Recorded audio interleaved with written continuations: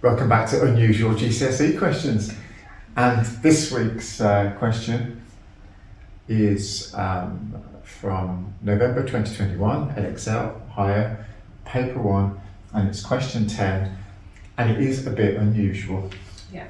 Okay, so we're going to pop the question up on the screen, Yeah. and then we'll be back in a second. Here we go.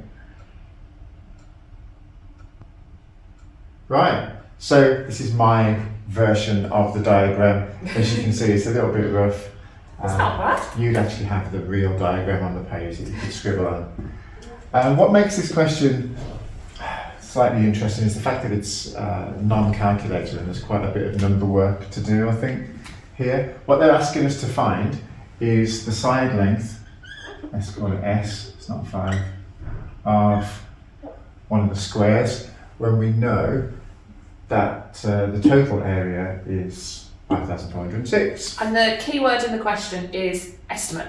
Okay, so we're not asked to find it out exactly, we're asked to estimate that answer. So we're going to have to do some rounding first. Yeah, shall I say something? Yeah, go for it, and then I can Right. tell you what makes me angry. Go. Okay. She might get angry. Right, so 6 squares, total area is 5,406. So let's find the area of one of them. This is what I recommend. Look at this. 54, 6 times table. 6, 6 times table. 9 6s are 54. 1 6 is 6. It's a non-calculator paper. Or you could do it the long way if you wanted. Right, so at GCSE, when we teach GCSE maths, we're told that we encourage students to round everything to one significant figure. The problem is if you round this number to one significant figure, We're going to do that first, though. What do you mean? So right, this is interesting. We've got a lot to say about this, haven't we? Go on. So, what Grace is saying is perhaps, but the problem, what makes this unusual and weird is the fact that what are you supposed to do? You know, with this question, there seems to be lots of things that you could do to start with.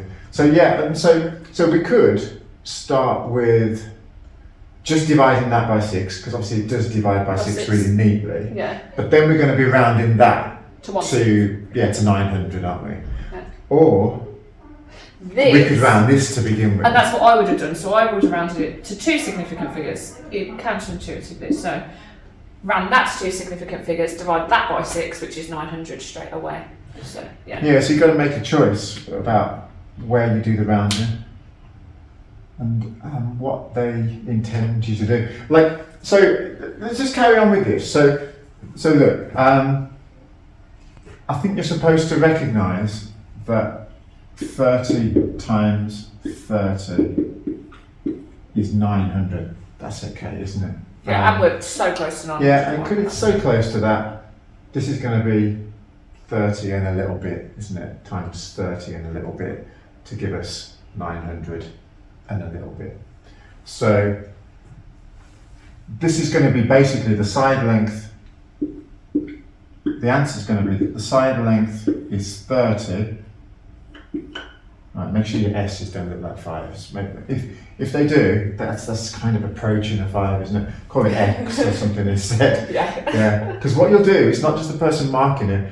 You'll write that, and then You'll carry your error through. Yeah, the next time you write, you'll read it as a 5.